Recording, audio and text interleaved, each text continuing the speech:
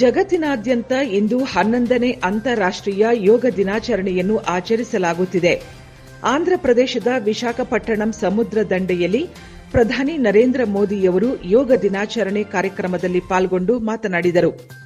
ಒಂದು ಭೂಮಿ ಒಂದು ಆರೋಗ್ಯಕ್ಕಾಗಿ ಥೀಮ್ನಡಿ ಅಂತಾರಾಷ್ಟೀಯ ಯೋಗ ದಿನಕ್ಕೆ ಚಾಲನೆ ನೀಡಲಾಯಿತು. ಯೋಗ ಅಂದರೆ ಎಲ್ಲರೂ ಒಂದಾಗುವುದು ಎಂದು ಅರ್ಥ.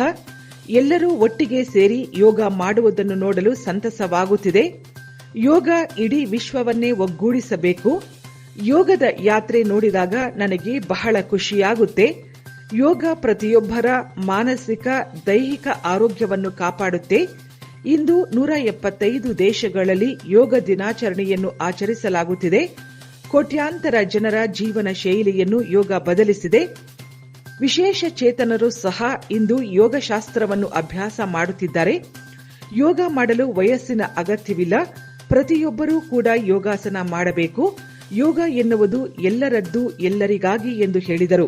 ಇಂದು ಹಳ್ಳಿಗಳಲ್ಲೂ ಯೋಗಾಸನ ಮಾಡಲಾಗುತ್ತಿದೆ. ಅಂತರಿಕ್ಷದಲ್ಲೂ ಸಹ ಯೋಗವನ್ನು ಅಭ್ಯಾಸ ಮಾಡಲಾಗುತ್ತಿದೆ ಎಂದರು.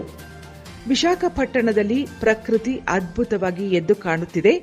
ಇಷ್ಟು ಒಳ್ಳೆಯ ಯೋಗ ದಿನಾಚರಣೆಯ ಕಾರ್ಯಕ್ರಮವನ್ನು ಆಯೋಜಿಸಿದ್ದಕ್ಕೆ ಆಂಧ್ರ ಮುಖ್ಯಮಂತ್ರಿ ಚಂದ್ರಬಾಬು ನಾಯ್ಡು, ಡಿಸಿಎಂ ಪವನ್ ಕಲ್ಯಾಣ್ ರವರಿಗೆ ಧನ್ಯವಾದ ಅರ್ಪಿಸಿದರು. ಯೋಗಾಂಧ್ರ ಅಭಿಯಾನದಲ್ಲಿ 2 ಕೋಟಿಗೂ ಅಧಿಕ ಜನ ಭಾಗಿಯಾಗಿದ್ದರು. ಆಂಧ್ರ ಮುಖ್ಯಮಂತ್ರಿ ಚಂದ್ರಬಾಬು ನಾಯ್ಡು, ಡಿಸಿಎಂ ಪವನ್ ಕಲ್ಯಾಣ್, ವಿಮಾನಯಾನ ಸಚಿವ ರಾಮಮೋಹನ್ ನಾಯ್ಡು, ಮಾಹಿತಿ ತಂತ್ರಜ್ಞಾನ ಸಚಿವ ನಾರಾ ಲೋಕೇಶ್, ಆಂಧ್ರ ರಾಜ್ಯಪಾಲರು ಸೇರಿದಂತೆ ತೆಲುಗು ದೇಶಂ ನಾಯಕರು, ಕಾರ್ಯಕರ್ತರು, ಪೊಲೀಸ್ ಅಧಿಕಾರಿಗಳು, ಸಾರ್ವಜನಿಕರು ಈ ಯೋಗ ದಿನಾಚರಣೆ ಕಾರ್ಯಕ್ರಮದಲ್ಲಿ ಪಾಲ್ಗೊಂಡು ಕಾರ್ಯಕ್ರಮಕ್ಕೆ ಮೆರುಗು ನೀಡಿದರು.